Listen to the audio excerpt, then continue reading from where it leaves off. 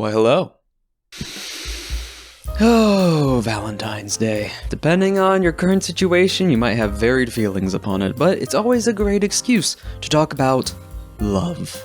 In particular, we're going to be talking about mechanics of which. And by mechanics, we'll be talking about both possible actual gameplay implications and also world-building wise, because as much as we try to ignore it, in a lot of common media and literature, love does have a tangential impact, at least similar to some other effects that we might just call magic in some games. Along this journey as well, and in the sister video accompanying this, I'll be reading some segments from this romance writer's guidebook to phrases. So stay tuned. Now, let's actually get to the discussion about what I mean in examples from literature. So, the ones that I'm initially speaking of are the classic ones. This is a tale of friendship overcoming an evil. This is love being able to triumphant over corruption of one another, which, general tropes that love wins over corruption. It's your classic romantic comedy trope as well. True love finds a way, similar to life finds a way. It's something that's held at least within some of the Western literature beliefs, but in some media and stories, whether it's movie, film, animation, rom-com, etc., love has a power to it. A tangible one that actually can break curses. Sleeping Beauty, Snow White and the Seven Dwarves, My Little Pony Friendships is Magic. It's literally in the name in that one. But look, really, any fairy tale? Any fairy tale, really? Okay, not any fairy tale. The Brothers Grimm and classical fairy tales actually blow that out of the water, but what I mean is any modern fairy tale or romance novel, anything where that is the primary focus, it can have a tangible effect. And other tropes, which aren't just the breaking of curses, but love being able to be used as something. Like, let's take love potions. That is a classic trope. Some kind of enchantment, love both as a desire drawing someone to them, getting them to bad situations, yes, that can be used as a narrative plot and tool, but is the more frequent notions where it specifically has a tangible effect. You might be wondering, where does this come in? Why is this emotion, this desire, this lust, if it is lust, comes up in your games? Her heart sang with delight. She was blissfully happy, fully alive. She felt a warm glow flow through her. She was wrapped in a silken cocoon of euphoria. Okay, that one got a bit far. Yes, it's this drive, it's this feeling of pleasure. It's usually associated with a good feeling. I don't know who looks at love and is like, I feel garbage, because you just feel bad. That's not the same emotion, I don't think. Like, it can be mixed up in other things. The love potion, the scroll, asking a sea witch, trying to get a loved one together, trying to get curses, potions, or things made to end up to have someone come to you. This is beginning to sound like a certain school of magic, at least in 5e's case, right? Or a bunch of other schools. Enchantment.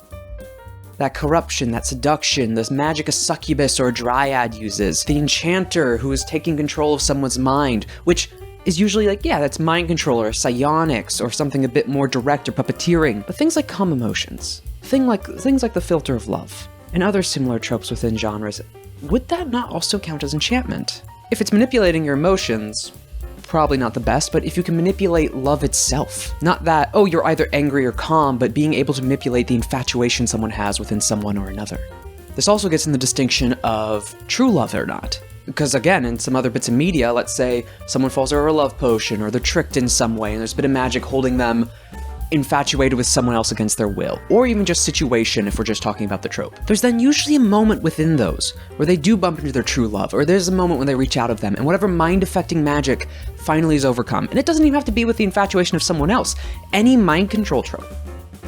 Anyone where, like, it's an old friend that's being corrupted or controlled by someone else, but that bond, both of friendship or of love, can reach through and break through that.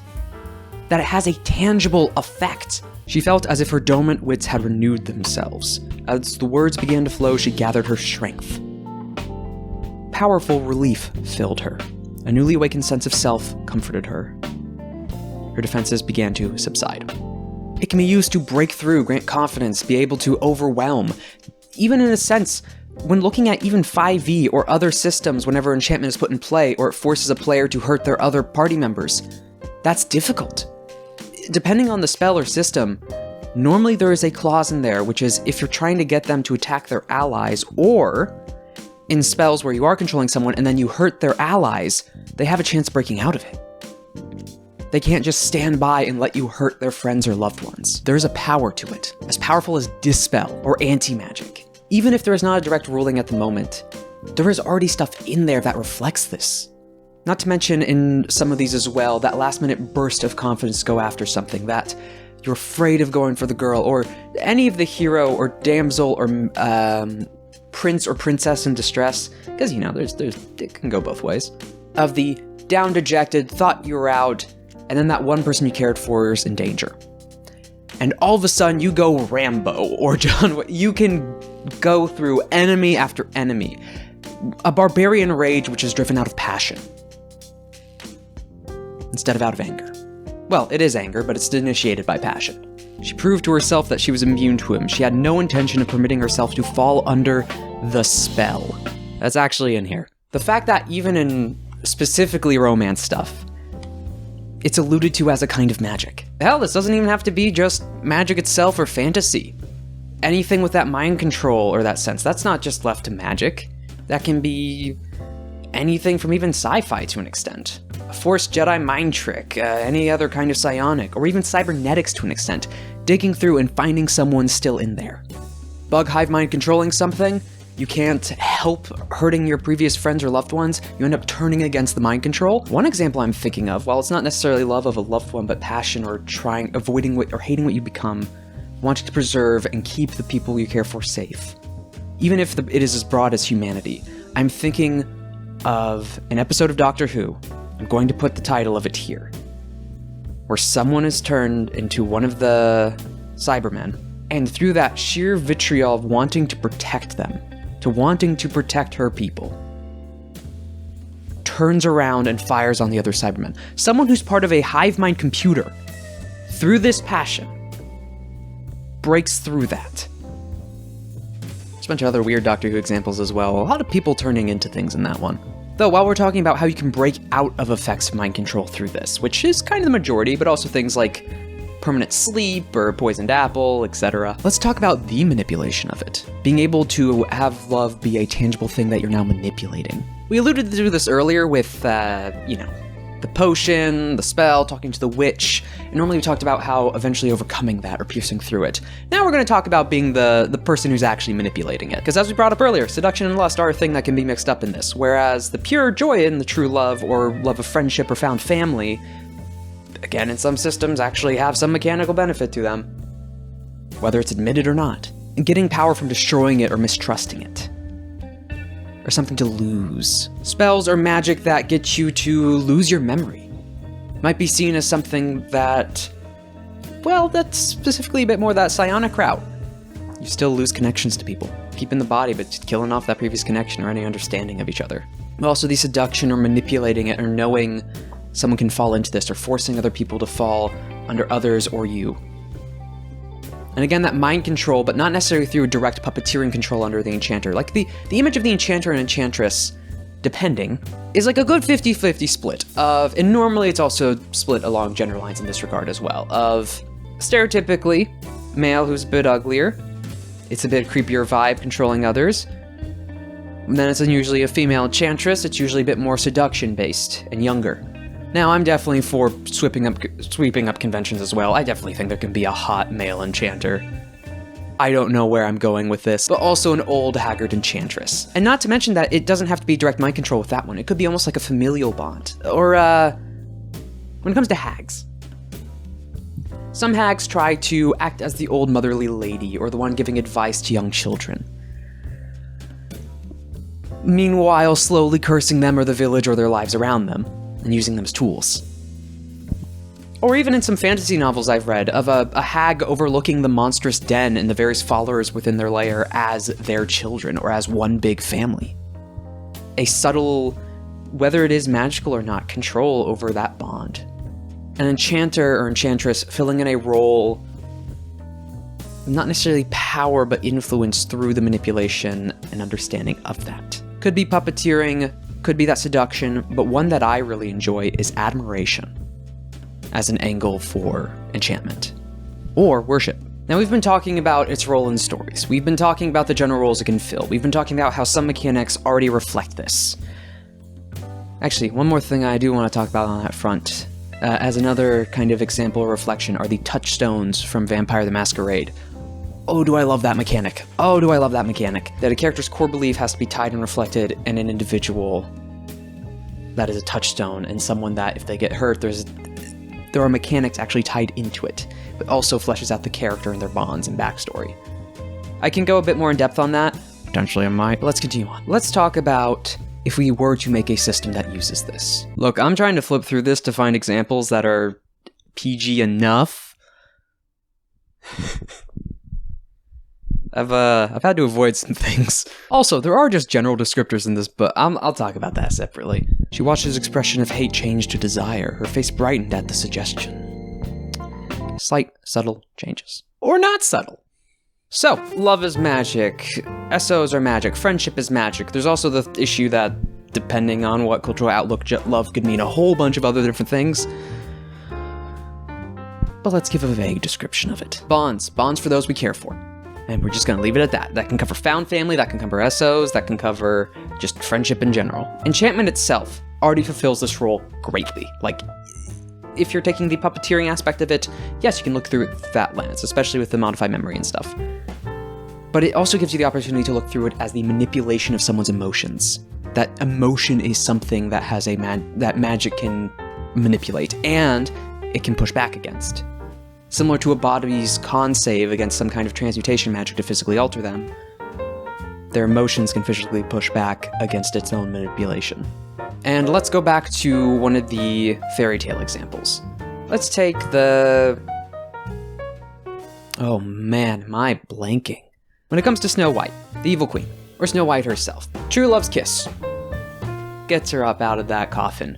Great, that's fine. You might say that's also the weakest link of the bunch, because I'm also looking through it at the end of, similar to like white or dark magic, there's the love and passion and great feelings, there's also the dark side of it, the corruption, the jealousy, the hatred, the vitriol.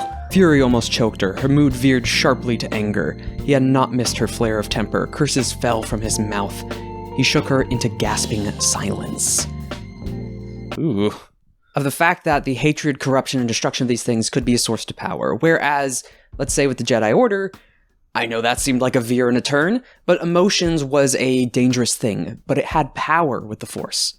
That if you gave into it without a clear mind, yes, things like love and passion were things to fall into, but it could also lead to anger and hate. But the fact that there's power in both of those, not just one or the other. Different kinds of power, to be certain. And back to that Evil Queen example.